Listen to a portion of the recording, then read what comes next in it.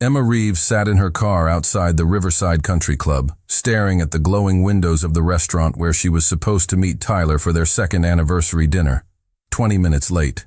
Again. Her phone buzzed with a text. "Running late, babe. Start without me. Important client meeting." Important client meeting. At 8 p.m. on a Saturday. The same excuse he'd used last week when she'd found the lipstick on his collar that definitely wasn't her shade. Emma closed her eyes, fighting back tears that had become too familiar. 23 years old, and she felt ancient with disappointment. 2 years with Tyler Morrison, 2 years of excuses, lies, and the growing certainty that she was competing with every woman who crossed his path. Her phone rang. Tyler's name flashed on the screen. "Emma, listen, I can't make it tonight. This Henderson deal is huge and—" "Where are you really, Tyler?" Silence. Then that laugh she'd once found charming and now recognized as condescending. "Don't be paranoid, babe. You know how important my career is. We can do dinner tomorrow. Tomorrow is Sunday. You have golf with your father. Then next week. Look, I have to go." The line went dead. Emma stared at the phone, something inside her chest cracking apart. She started the car and drove aimlessly through Pittsburgh's autumn streets until she found herself in Shadyside, parked outside the Morrison family's stately colonial home. She'd been here dozens of times for family dinners, holiday gatherings, Tyler's birthday parties. Dr. Marcus Morrison had always been polite but distant, the successful cardiovascular surgeon who'd raised Tyler alone after his wife's death 10 years earlier. Emma wasn't sure why she'd come here. She had her own apartment, her own space to cry in private. But something about the warm lights in the windows, the sense of stability the house represented, drew her in. She found herself walking up the stone path to the backyard, where she could see Dr. Morrison through the French doors of his study, reading by lamplight. At 45, he was everything Tyler wasn't: contained, thoughtful, present. Silver touched his dark hair at the temples, and even in casual clothes, he carried himself with the quiet authority that came from years of making life and death decisions. Emma sank onto the garden bench under the old oak tree, finally letting the tears come. She cried for her naivety, for the 2 years she'd wasted making excuses for Tyler's behavior, for the growing certainty that love shouldn't feel this exhausting. "Emma?" She looked up to find Dr. Morrison standing in the doorway, his expression concerned. He stepped into the garden, closing the door behind him. "I'm sorry," she said quickly, wiping her eyes. "I didn't mean to intrude. I was just— Tyler and I were supposed to have dinner, but he—" Her voice broke. "He stood you up." It wasn't a question. "Important client meeting." Emma laughed bitterly. "On our anniversary." Dr. Morrison was quiet for a moment, then surprised her by sitting on the other end of the bench. "How long has this been happening? The standing up, or the lies in general?" "Both." Emma stared at her hands. "I caught him with another woman 6 months ago. He swore it was a mistake, that it would never happen again. But the late nights, the canceled plans, the way he looks at his phone when he thinks I'm not watching. And you stayed. I stayed because I thought love meant fighting for someone, even when they weren't fighting for you." Emma's voice grew stronger. "I stayed because I kept thinking if I was patient enough, understanding enough, perfect enough, he'd realize what we had was worth protecting." Dr. Morrison turned to face her fully. "Emma, can I tell you something?" She nodded. "I've been a surgeon for 20 years. I've seen people die on my table. I've had to tell families their loved ones weren't coming home. And in all that time, dealing with genuine life and death crises, you know what I've learned? What? Life is too short to spend it begging someone to see your value." His voice was gentle but firm. "Love isn't supposed to be a constant audition where you perform for someone's attention. It's supposed to be a partnership where both people choose each other every day without question." Emma felt fresh tears threatening. "But I love him." "You love the man you hoped he could become." "But Emma—" Dr. Morrison's voice grew urgent. You can't love someone into being worthy of you. They have to choose to be worthy on their own. The words hit like a revelation. Emma stared at this man who barely knew her, but understood her situation with painful clarity. You deserve someone who shows up, Dr. Morrison continued. Someone who keeps their word, who treats you like a priority instead of an option. Someone who wouldn't dream of making you cry on your anniversary because they were somewhere else with someone else. You think that's what he's doing? With someone else? Dr. Morrison's silence was answer enough. They sat quietly as evening deepened around them. Emma felt something shifting inside her. Not healing exactly, but a recognition that the pain she'd been carrying wasn't love. It was the absence of love disguised as devotion. I should go, she said finally. Emma. Doctor. Morrison's voice stopped her. Whatever you decide about Tyler, remember what I said. You deserve better than this. As she walked back to her car, Emma felt Dr. Morrison's words echoing in her mind. For the first time in months, she wondered what it would feel like to be with someone who actually saw her value, who would never make her question her worth. What she didn't expect was that 3 weeks later, after another fight with Tyler about his latest misunderstanding with a co-worker, she would be back in Dr. Morrison's arms, not as his son's girlfriend seeking comfort, but as a woman who had finally learned the difference between love and self-destruction. But first would come the accident that would change everything. You're being dramatic, Tyler said, his hands tight on the steering wheel as they drove through the rain-slicked streets of downtown Pittsburgh. Sarah is a colleague. We were discussing the Henderson acquisition. At midnight? In your apartment? While you were in your underwear?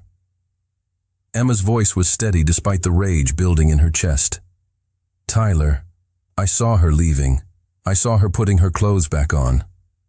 You're imagining things. I'm imagining the lipstick on your sheets, the perfume that definitely wasn't mine. Tyler's jaw clenched. You know what your problem is, Emma? You're insecure. You see betrayal everywhere because you don't trust yourself to keep a man interested. The cruelty of it took her breath away. 3 weeks since her conversation with Dr. Morrison, 3 weeks of Tyler's increasingly transparent lies, and still, he somehow made it her fault. Pull over, she said quietly. What? Pull over. I want out of this car. I want out of this relationship. Don't be ridiculous. It's pouring rain. I don't care. I can't do this anymore, Tyler. I can't pretend that what you just said to me is something someone who loves me would ever say. Tyler's laugh was sharp, bitter. Oh, here we go. The martyr act. Poor Emma. Nobody appreciates her sacrifice. Stop the car. No, we're going to my apartment, and we're going to work this out like adults. Like adults? Emma's composure finally cracked. Adults don't cheat on their partners. Adults don't lie about where they've been. Adults don't gaslight their girlfriends into thinking they're crazy for believing their own eyes. I never cheated. Yes, you did. The words exploded out of her. You've been cheating on me for months. With Sarah, with that client from Henderson Industries, probably with half the women in Pittsburgh. And I've been making excuses for you because I thought that's what love looked like. Tyler's face twisted with anger. You want to know what love looks like? Love looks like putting up with your paranoia, your constant need for reassurance, your pathetic attempts to turn me into some fairy tale prince. Tyler, watch out. The red light had appeared suddenly in the rain, but Tyler was too focused on his anger to notice. He ran it at 40 miles per hour, directly into the path of a delivery truck. Emma saw the impact coming and threw her hands up instinctively. The last thing she remembered was the sound of crushing metal and Tyler screaming her name. She woke up to the steady beep of hospital machines and a pain so severe she couldn't identify where it was coming from. Everything hurt, her head, her ribs, her left leg, that felt wrong somehow. Emma? Thank God you're awake. She turned her head carefully and saw Dr. Morrison sitting beside her bed, still wearing scrubs, his face etched with exhaustion and concern. Doctor, Morrison? Her voice came out as a croak. Marcus, please. He reached for a cup of water, helping her take small sips. How do you feel? Like I got hit by a truck, literally. She tried to smile but winced. Tyler? Concussion, some bruises. He was released yesterday.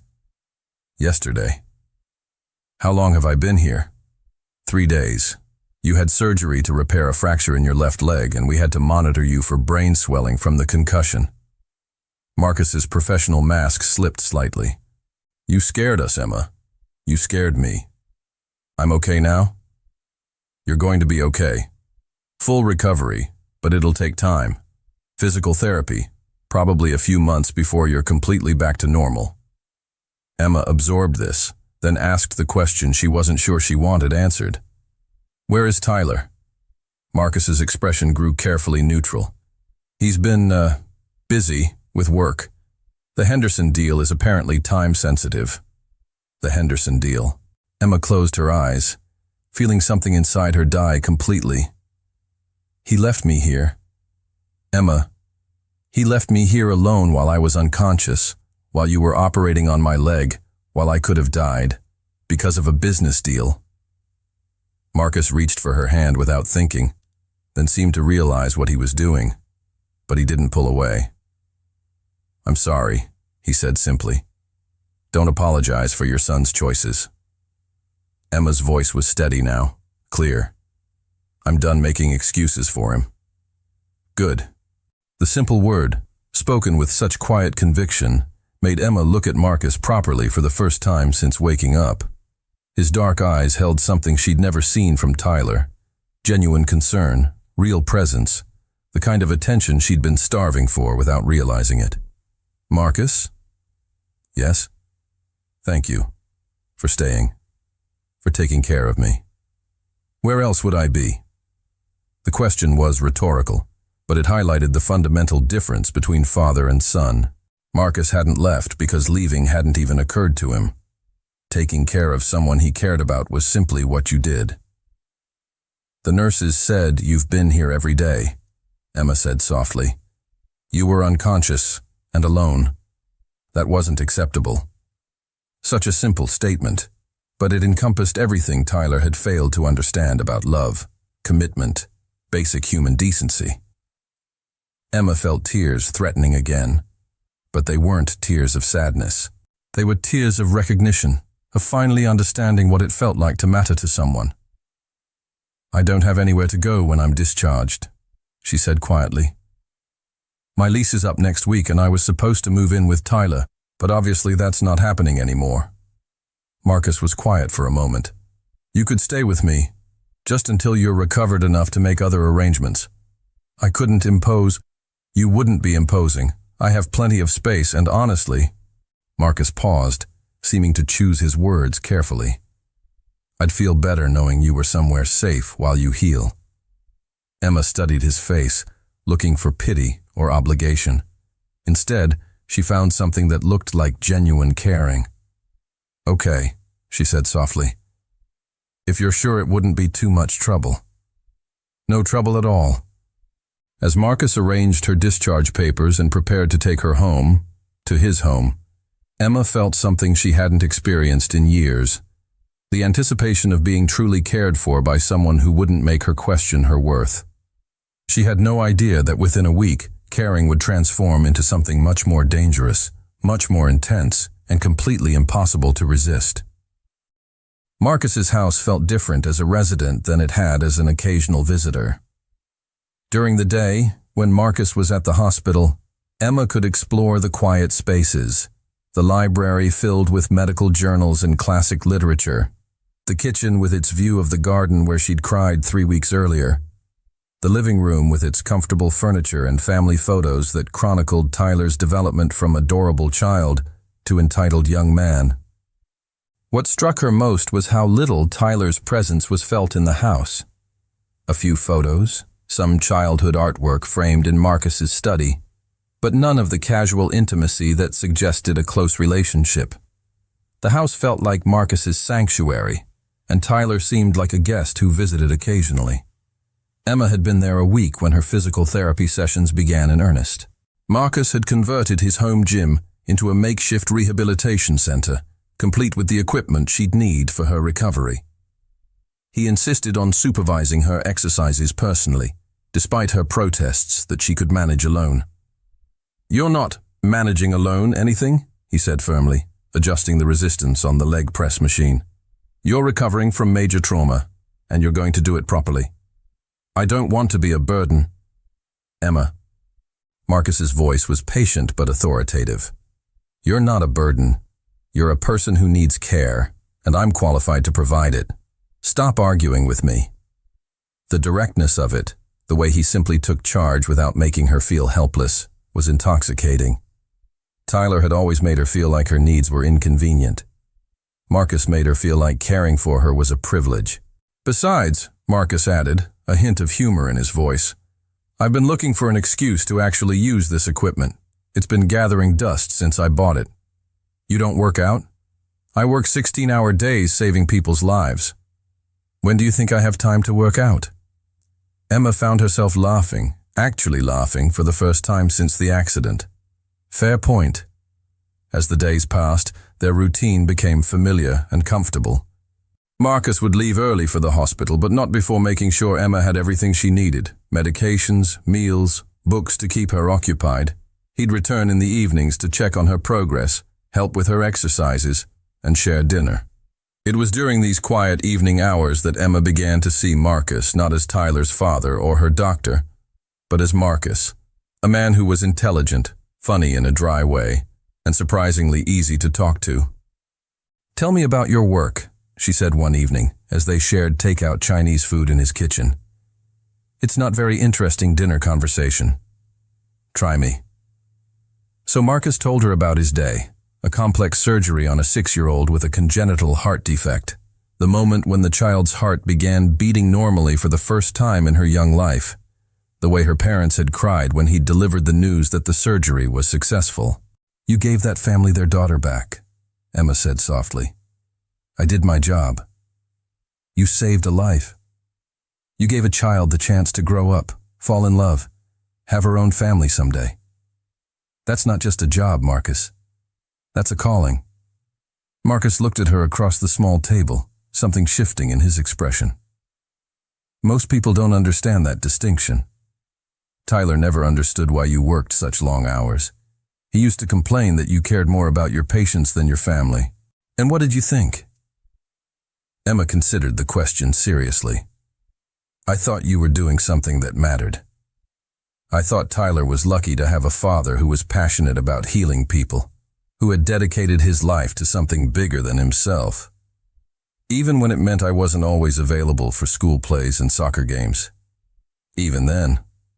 Because you were teaching him that work could be meaningful, that success meant more than just making money."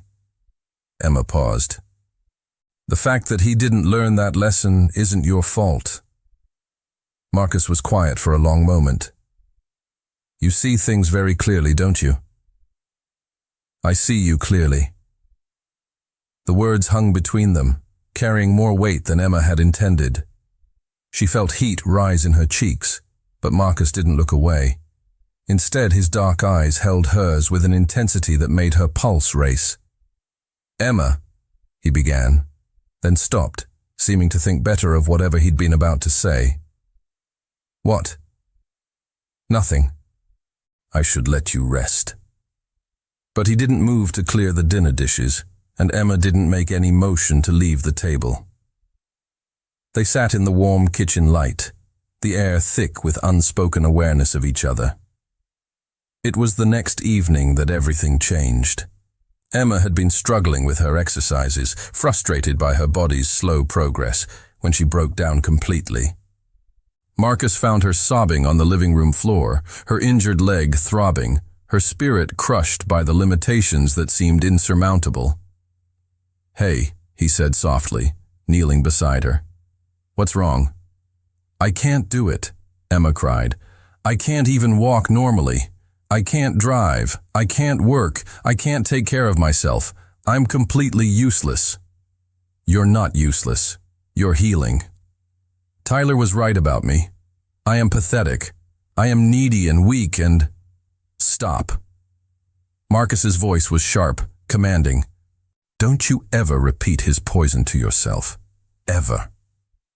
He pulled her gently into his arms, and Emma let herself collapse against his chest, breathing in the scent of his cologne mixed with the faint antiseptic smell that always clung to his clothes. You are not weak, Marcus said firmly, his arms tightening around her. You survived a car accident that could have killed you. You're rebuilding your strength from the ground up. You have the courage to end a relationship that was destroying you. None of that is weak, Emma. None of it. I feel weak. Then let me be strong enough for both of us. Emma pulled back to look at him, and something in his expression made her breath catch. His dark eyes held warmth, tenderness, and something deeper that made her pulse race. Marcus, she whispered. I know this is complicated, he said softly.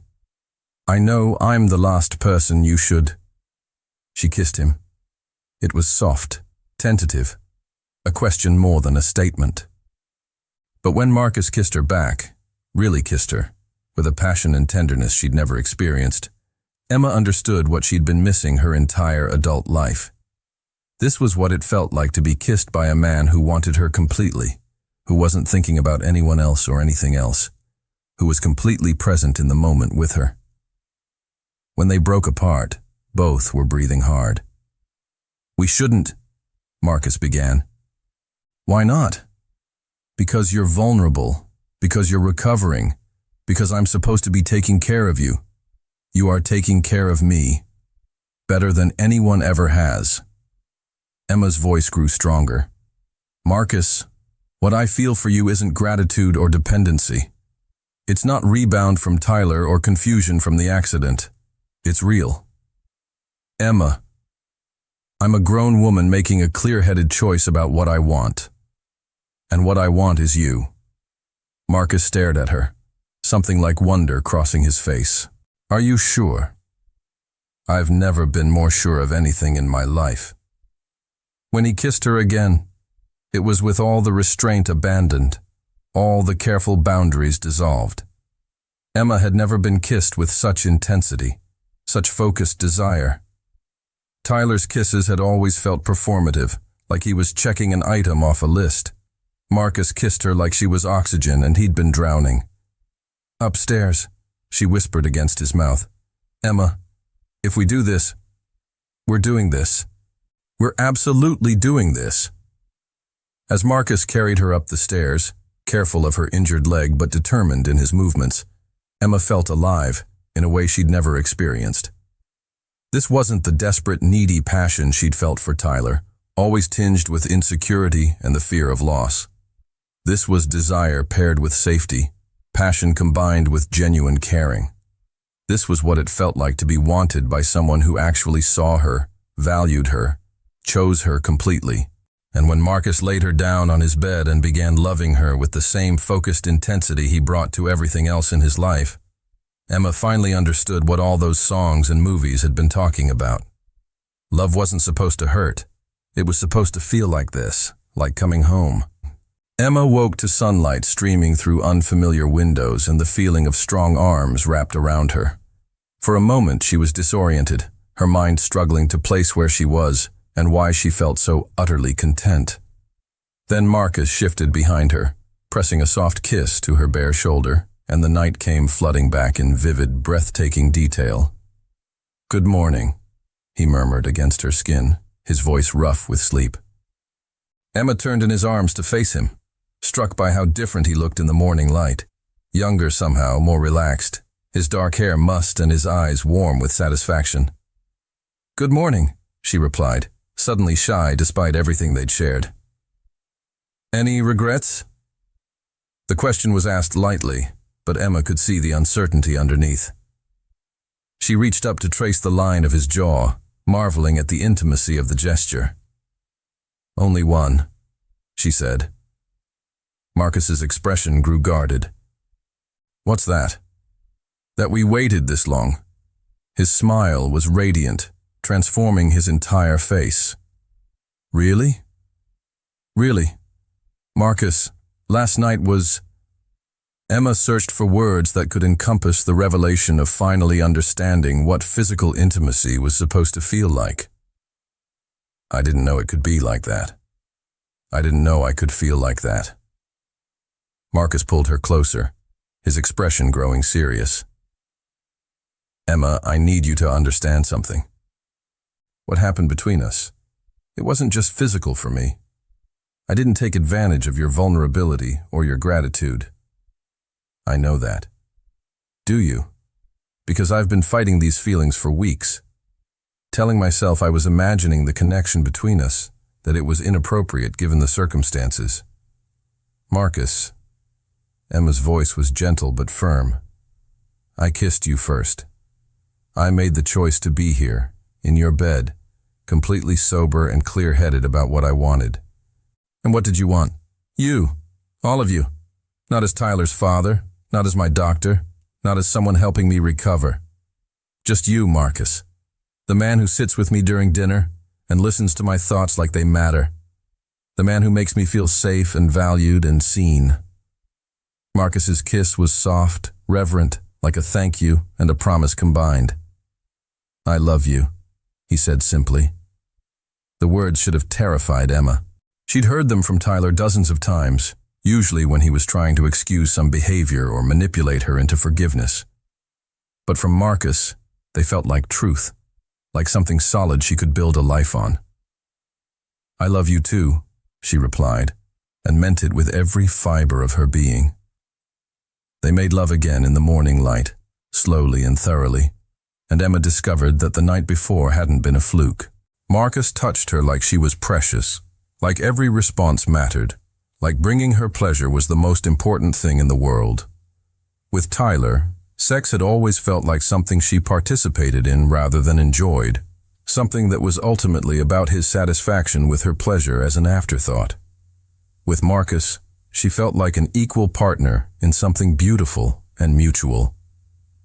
I could stay in this bed forever, Emma murmured as they lay tangled together afterward. Unfortunately, I have surgery in 2 hours, Marcus replied with genuine regret. Go save lives. I'll be here when you get back. Promise? Promise. As Marcus showered and prepared for work, Emma watched him move through his routine with the same quiet competence he brought to everything. Even getting dressed was done with purpose, efficiency, the movements of a man who knew his worth and his place in the world. Tyler had always been frantic in the mornings, rushing, forgetting things, constantly running late because he'd stayed up too late gaming or drinking. Marcus was calm, prepared, present. There's food in the refrigerator, Marcus said, adjusting his tie. Your physical therapy appointment is at 2. I'll be home by 4 to drive you. I can take a cab. You'll ride with me. I want to hear how the session goes. The casual assumption that he'd be part of her recovery, that her progress mattered to him, made Emma's chest warm with affection. Marcus? Yes. Thank you. For everything. He kissed her goodbye, a kiss that was both casual and intimate, the kind of kiss that suggested this was the beginning of many mornings, many goodbyes, many reasons to come home to each other. After he left, Emma wandered through the house with new eyes. This was no longer the place where she was recovering from her injuries and her broken relationship. This was the place where she discovered what love actually felt like. She was making coffee when her phone rang.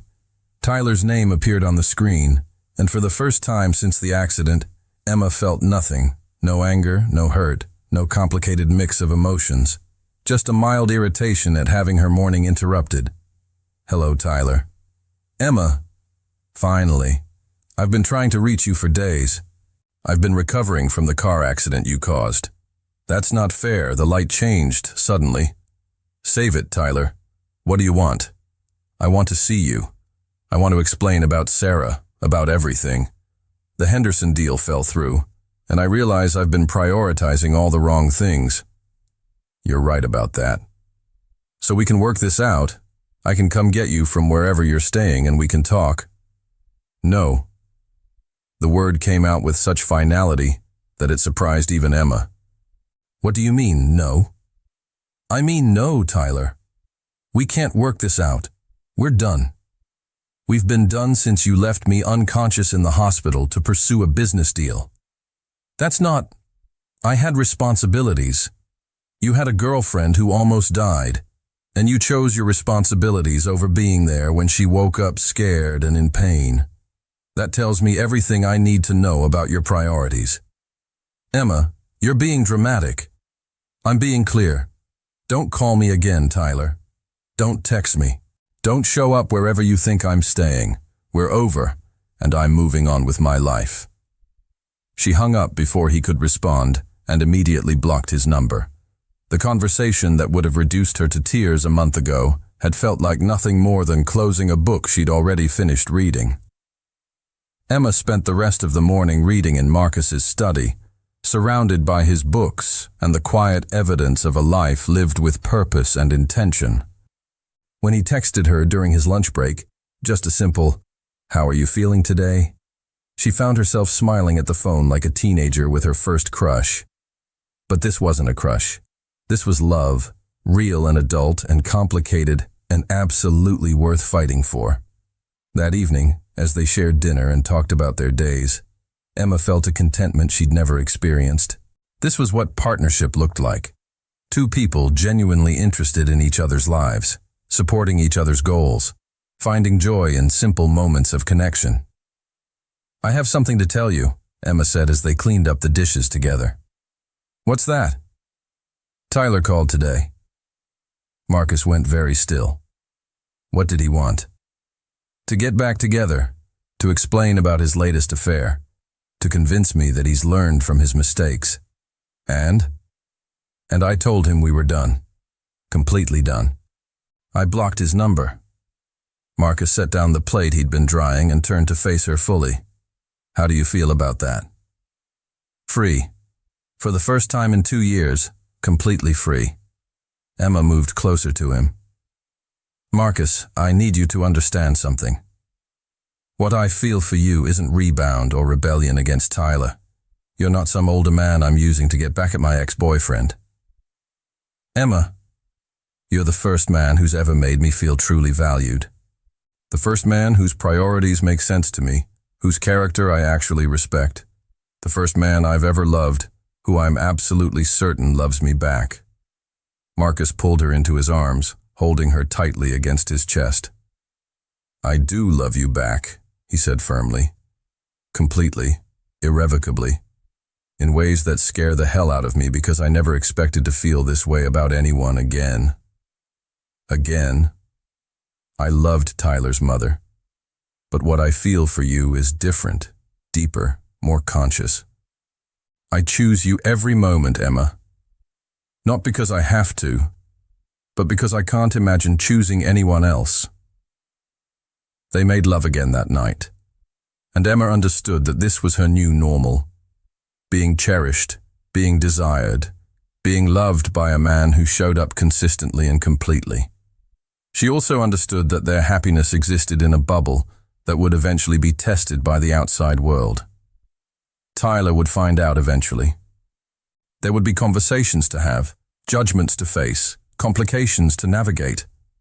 But as Marcus held her close and whispered promises against her skin, Emma knew that whatever challenges lay ahead, they would face them together. Because this love, this partnership, this sense of being completely known and accepted, was worth fighting for. Even if the fight would be harder than either of them imagined. 2 months after the night that changed everything, Emma had settled into a routine that felt like the life she'd always been meant to live. Her physical recovery was nearly complete. Her relationship with Marcus had deepened into something that felt both passionate and stable, and she'd even started working part-time as a research assistant for one of Marcus's colleagues at the hospital. They were careful in public. No displays of affection, no suggestion that their relationship was anything more than doctor and recovering patient. But in the privacy of Marcus's home, they were building something beautiful and sustainable. Emma was working in the garden when she heard a car door slam in the driveway. She looked up to see Tyler striding toward the backyard, his face flushed with anger and something that looked like desperation. "Tyler." She stood up, brushing dirt from her gardening gloves. What are you doing here? Looking for you. You blocked my number. You moved out of your apartment without leaving a forwarding address. What the hell, Emma? I told you we were done. I meant it. No, you didn't. You were hurt. You were angry. But people don't just throw away 2 years over a misunderstanding. A misunderstanding. Emma's voice rose. Tyler, you were cheating on me, repeatedly. And when I was in the hospital, possibly dying, you chose a business deal over being there when I woke up. I've been trying to make that right. There is no making that right. There's no coming back from that level of selfishness. Tyler moved closer, and Emma noticed he looked thinner, more haggard than when she'd last seen him. Dark circles under his eyes, wrinkled clothes, the appearance of a man who wasn't sleeping well. Emma, please. I know I screwed up, but I love you. I've realized what I lost, and I'm willing to do whatever it takes. It's too late. No, it's not. We can go to counseling. We can take a vacation. We can start over.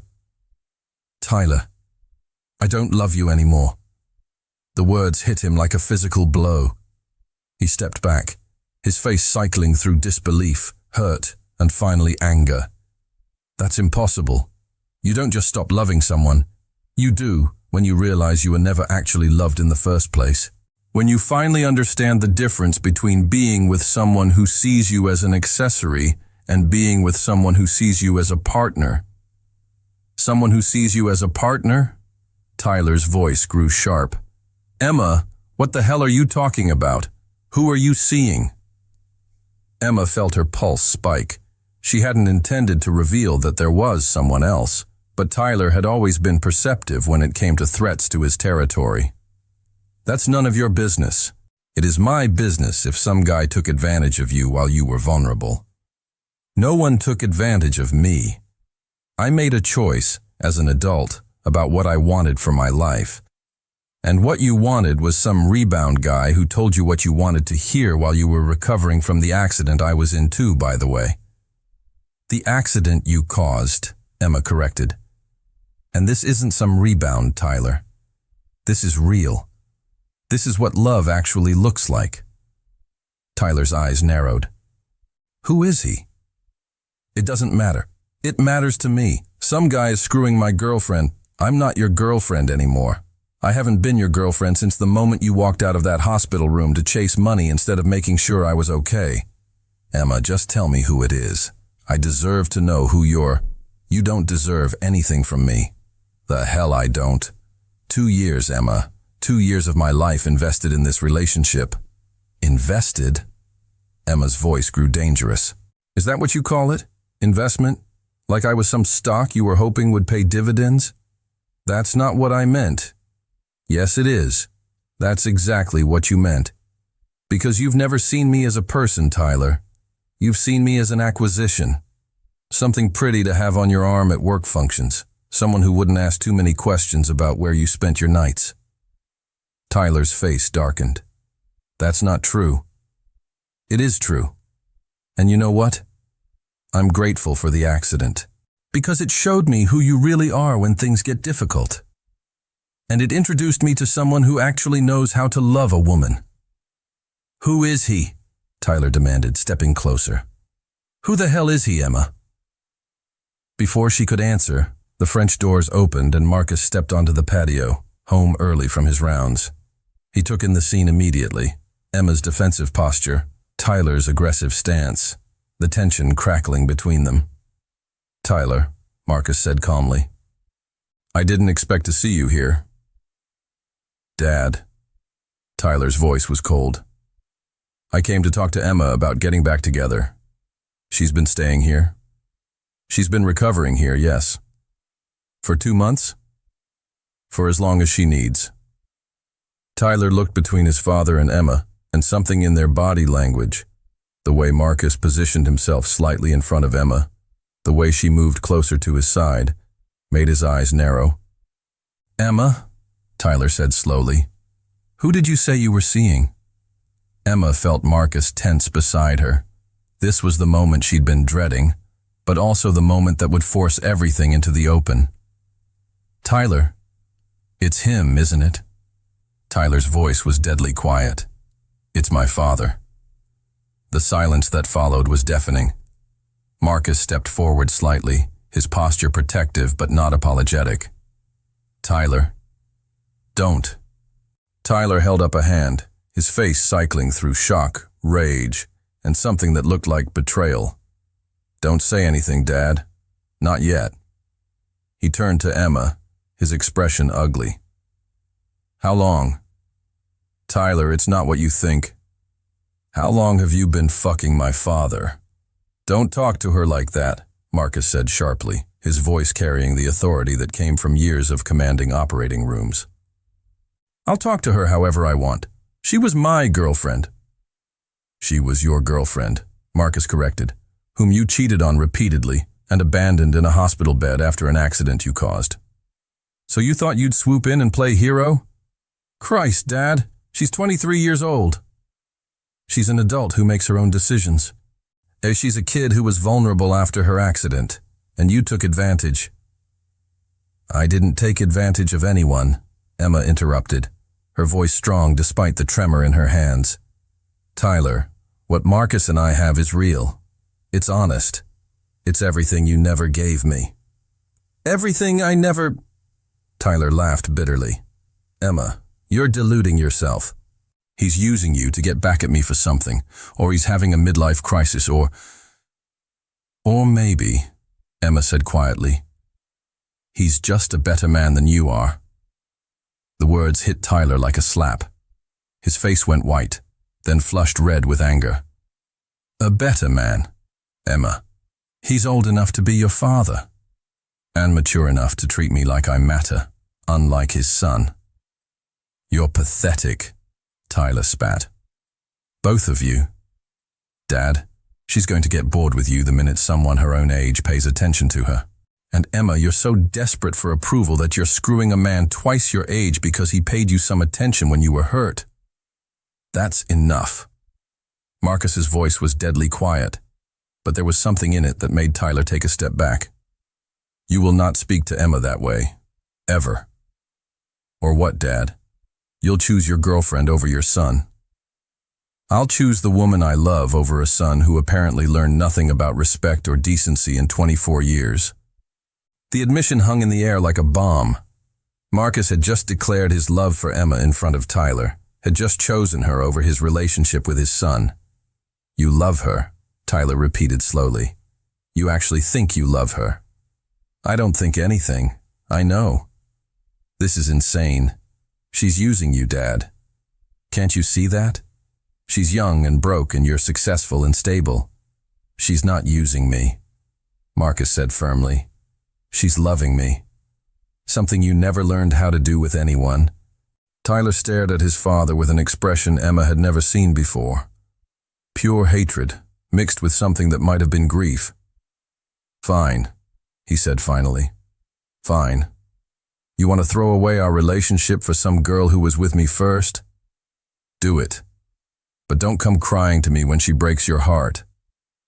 Tyler, Emma began. No, you've made your choice. Both of you have. Tyler's voice grew stronger, more venomous. Dad, I hope she's worth losing your son over. And Emma, I hope you realize what you're signing up for. He's a workaholic who puts his patients before everything else. He destroyed his marriage because he couldn't balance work and family. He'll do the same thing to you. Your mother died of cancer, Marcus said quietly.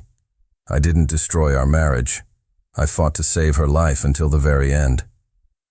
And ignored me in the process.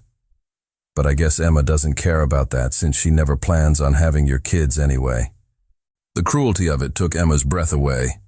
Tyler was weaponizing Marcus's grief over his wife, his guilt over the necessary compromises of raising a child alone while saving lives. Tyler, stop, Emma said firmly. You're hurt. I understand that. But I'm not hurt, Tyler cut her off. I'm disgusted with both of you.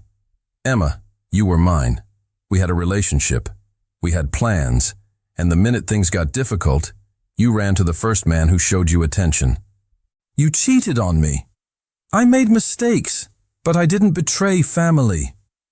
Neither did I, Emma shot back. I fell in love with a man who treats me like I'm precious instead of convenient. A man who shows up when he says he will, who doesn't lie to me, who makes me feel safe and valued and who's old enough to be your father.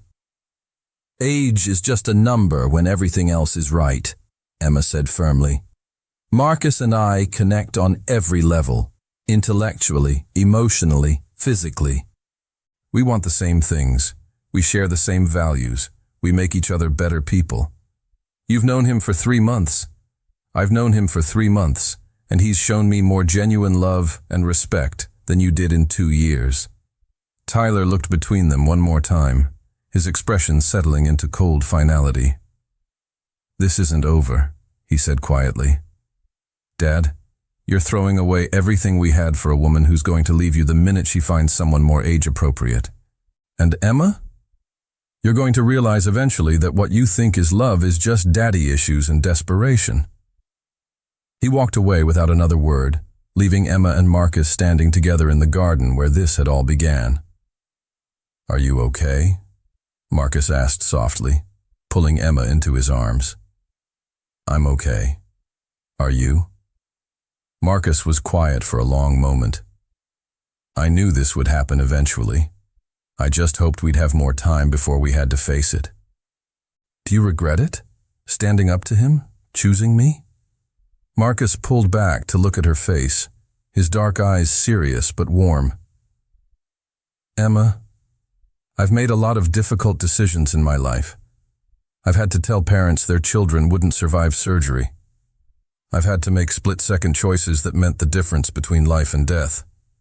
But choosing you, that's the easiest decision I've ever made, even if it means losing Tyler. I lost Tyler years ago when he decided that getting what he wanted mattered more than becoming the kind of man worth respecting. All I did today was stop pretending otherwise. They held each other in the afternoon sunlight, both understanding that their relationship had just weathered its first major test. Tyler would be back. This confrontation was just the beginning of what would likely be a long and painful process of establishing their independence from his anger and resentment. But they had chosen each other openly and completely in front of the person who most threatened their happiness. They had refused to be ashamed or apologetic about their love. And for now, that felt like victory enough. The weeks following Tyler's confrontation brought a kind of peace Emma hadn't expected. She'd anticipated guilt, second-guessing, maybe even Tyler's attempts to sabotage their relationship. Instead, she found a deep sense of relief that the secrecy was over, and their love was no longer something they had to hide. Marcus, however, was struggling more than he let on. Emma found him in his study late one evening, staring at a framed photo of Tyler's high school graduation, a younger version of father and son, both smiling, both looking genuinely happy to be together. Second thoughts? She asked gently, settling beside him on the leather couch. Regrets about the years when things were good between us, Marcus replied honestly. He wasn't always like this, Emma. When he was younger, before his mother died, he was a sweet kid. Curious, affectionate, excited about everything. What changed? I did. After Sarah died, I threw myself into work because it was easier than facing the grief at home. Tyler needed his father, but I gave him a provider instead. I taught him that emotional distance was strength, that work came before everything else. Emma took his hand, intertwining their fingers. You were dealing with losing the love of your life while trying to raise a child alone. You did the best you could with what you had. Did I? Because looking at the man Tyler became, I wonder if I failed him completely. Marcus, Tyler is 24 years old. At some point, his choices become his own responsibility. You didn't teach him to cheat or lie or treat people like possessions. Those are choices he made. But maybe if I'd been more present, maybe if you'd been more present, he would have learned to expect the world to revolve around him even more than he already does. Emma's voice was gentle but firm. You were a single father working as a surgeon, saving lives while trying to raise a child. That's not failure, Marcus. That's heroic. Marcus pulled her closer, burying his face in her hair. I love you for seeing the best in me, but I can't help feeling like I'm losing my son for a woman who might what? Leave you? Emma pulled back to look at him seriously. Marcus, do you truly think that's what this is for me? Some temporary infatuation that I'll outgrow? You're 23, Emma. Your whole life is ahead of you. Kids, career, travel. And I want all of that with you. I want to build a practice with you, maybe specialize in pediatric care. I want to travel with you to medical conferences and vacation destinations and anywhere else we can explore together. And someday, when we're both ready, I want to have your children. Marcus's eyes widened. Children? Did you think I hadn't considered that? Did you think I was planning to waste your time and mine on something casual? Emma's voice grew stronger. Marcus, I love you. Completely. Permanently. The way people love each other when they're planning to build a life together. Not the way people love each other when they're passing time. Even knowing what it would mean? The judgment, the whispers, the assumptions people will make? Especially knowing that. Because what we have is worth fighting for. Marcus kissed her then, deeply and thoroughly, and Emma felt the last of his doubts dissolving. This was their choice, their life, their love story, and they would write it on their own terms. The next morning brought an unexpected visitor. Emma was making coffee when the doorbell rang, and she opened it to find a woman in her 50s with kind eyes and graying brown hair. You must be Emma, the woman said with a warm smile. I'm Dr. Helen Cross. I worked with Marcus when he was a resident, and we've been friends for 20 years. Dr. Cross, of course. Marcus has mentioned you. He's at the hospital. Actually, I came to see you. Emma felt a flutter of nervousness. Would you like to come in? As they sat in Marcus's living room with coffee and pastries, Dr. Cross studied Emma with the same careful attention Marcus brought to his patients. Marcus is one of the finest men I know, she said finally. Brilliant surgeon, devoted father, loyal friend. He's also been alone for 10 years, convinced he'd never find love again. And in the past few months I've watched him become someone I haven't seen since before Sarah died. Happy, relaxed, talking about the future instead of just surviving each day. Emma felt warmth spread through her chest. He makes me happy too. I can see that. But I have to ask, and please forgive the directness. Are you prepared for what loving Marcus means? I'm not sure I understand. Marcus doesn't love casually, Emma. When he commits to someone, it's completely and forever. He's also a man whose work will always be demanding, whose patience will sometimes come before dinner plans or vacations. Can you live with that? Emma considered the question seriously. Dr. Cross, I fell in love with Marcus, knowing exactly who he is. I love that he's dedicated to saving lives. I love that he takes his responsibilities seriously. I don't want him to change or compromise who he is for me. And the age difference? The complications with Tyler? The age difference doesn't matter when everything else is right. And Tyler? Emma's voice grew sad. Tyler is angry right now, and I understand that. But Marcus and I aren't responsible for managing his emotions about our relationship. Dr. Cross was quiet for a moment, then smiled.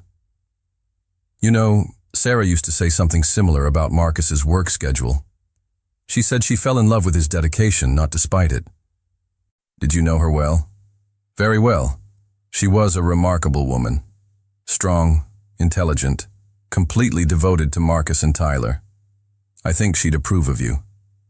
The words brought tears to Emma's eyes. Really? Really? Sarah wanted Marcus to be happy above all else. She made him promise before she died that he wouldn't spend the rest of his life alone.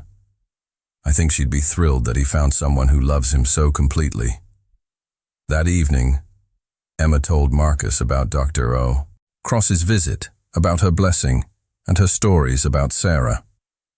She's right, you know, Marcus said as they lay in bed together. Sarah did make me promise not to be alone forever. but I never thought I'd find someone I could love the way I loved her. And now? Now I know that love doesn't diminish when you find it again. It multiplies. I love Sarah's memory, and I love our future. Both can be true. Emma curled closer to him, feeling the solid warmth of his chest against her cheek. I love you, Marcus. Today, tomorrow, and for as long as you'll have me. Then I guess that means forever. Outside, Pittsburgh's lights twinkled in the distance, and Emma felt the deep contentment that came from being exactly where she belonged. They'd faced Tyler's anger, society's judgment, and their own doubts about the complications of their love, and they'd chosen each other anyway. That, Emma thought, as sleep claimed her in Marcus's arms, was what real love looked like. Not the absence of obstacles, but the commitment to overcome them together. The wedding was small, elegant, and perfect. Emma stood in the garden where she'd first cried over Tyler's betrayal, now transformed with white flowers and fairy lights, wearing a simple silk dress that Marcus had chosen because he said it made her eyes shine. Dr. Cross officiated, having gotten ordained online specifically for this purpose. The guest list was intentionally small: Emma's close friends, Marcus's colleagues, a few neighbors who had become like family over the past 2 years. Tyler was notably absent. He'd made his position clear through a series of increasingly bitter text messages that Marcus had finally stopped reading. Some wounds, they'd learned, people chose not to let heal. Do you, Marcus, take Emma to be your wife, to love and cherish, in sickness and health, for better or worse, for as long as you both shall live? I do. Marcus's voice was strong, certain, his dark eyes never leaving Emma's face. Do you, Emma, take Marcus to be your husband, to love and cherish, in sickness and health, for better or worse, for as long as you both shall live? I do. Emma's voice was clear, joyful, full of the confidence that came from 2 years of proving that their love could withstand anything. By the power vested in me by the state of Pennsylvania and the internet, I now pronounce you husband and wife. Marcus, you may kiss your bride. The kiss was soft, reverent, and full of promise. As their small gathering erupted in applause, Emma felt the deep satisfaction of knowing she was exactly where she belonged. Later, during the reception in Marcus's, their backyard, Dr. Cross raised a toast. To Emma and Marcus, she said, her voice carrying across the gathered friends and family, who proved that love doesn't follow a schedule, doesn't care about what other people think, and sometimes arrives exactly when you need it most, even if it's not when you expected it. To love that heals, Marcus added, his arm tightening around Emma's waist. To love that chooses, Emma replied, looking into her husband's eyes. As the evening wound down and their guests departed, Emma and Marcus stood together in their garden, still in their wedding clothes, surrounded by the evidence of a celebration of their choice to build a life together. Any regrets? Marcus asked, echoing the question that had become their private tradition. Only one, Emma replied with a smile. What's that? That it took a car accident and a broken heart to bring us together. I wish I'd been brave enough to see what was right in front of me sooner. Maybe we needed the journey. Maybe we both had to go through pain to appreciate what we found with each other. Emma thought about the young woman who'd cried on this very bench 2 years ago, heartbroken over a man who'd never deserved her tears. That woman had been so desperate for love she'd accepted crumbs and called it a feast. Now she understood the difference between being wanted and being valued, between being someone's option and being someone's choice, between love that demanded she shrink herself and love that encouraged her to grow. I love you, Dr. Morrison, she said, using her new name for the first time. I love you too, Mrs. Morrison, forever and always. As they walked into their home together, husband and wife, partners in every sense of the word, Emma reflected on the strange twists of fate that had brought them together. She'd thought she was in love with the son, but she'd found her soulmate in the father. She'd thought age was a barrier to real love, but she discovered that emotional maturity mattered more than chronological age. She'd thought that love meant accepting whatever you were offered, but she'd learned that real love meant being with someone who offered everything freely. Their story had begun with heartbreak and accident, with complications and judgment and the kind of obstacles that would have destroyed a weaker connection. But what they'd built together was stronger than circumstances, deeper than physical attraction, more lasting than passion. They'd built a partnership based on respect, understanding, shared values, and the daily choice to prioritize each other's happiness. And if that wasn't a fairy tale ending, it was something better. A real love story, built by two people who'd learned that the best relationships aren't perfect, but chosen. Every day deliberately, with full knowledge of each other's flaws and the determination to love anyway. Sometimes the wrong choice led you exactly where you needed to be. Sometimes love finds you in the most unexpected places, with the most unexpected person, at exactly the moment you're ready to receive it. Emma and Marcus's story reminds us that real love isn't about age or circumstances. It's about finding someone who sees your value, chooses you completely, and builds a life with you based on mutual respect and genuine partnership. What did you think of their unconventional love story? Share your thoughts in the comments and subscribe for more stories about love, second chances, and the courage to follow your heart, no matter where it leads.